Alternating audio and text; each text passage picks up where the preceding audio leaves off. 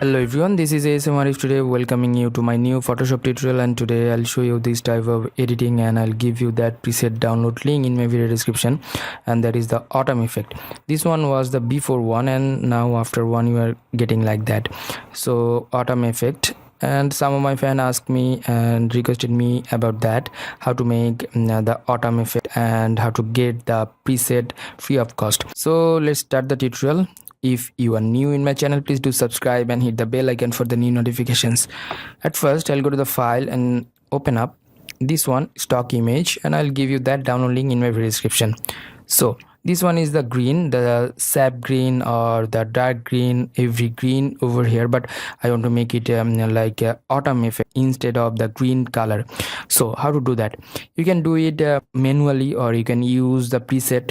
If you want to use the preset, please check out my video description. I'm giving this preset download link free of cost.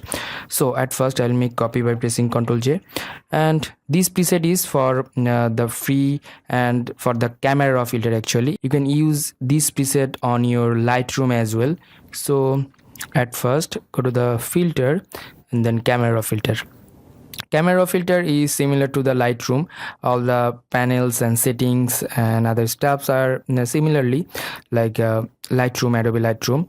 So how to import the preset? So here is the menu, small menu bar, load setting option, and here open it up. Yeah, you are getting here autumn color, and what I have done here, exposure like that, contrast +8, highlight 0, that means that is neutral. Shadow I just increased, and -10, that is the blacks. And then here all the things is same. In the camera calibration I just made the primary red color -9 and primary green color -32 and hue -23 and the saturation +13. That means the primary blue color I've just done these type of settings. And the hue saturation I made HSL panel from here, made a hue change, that is the yellowish, that means yellow color into orange and green into yellow.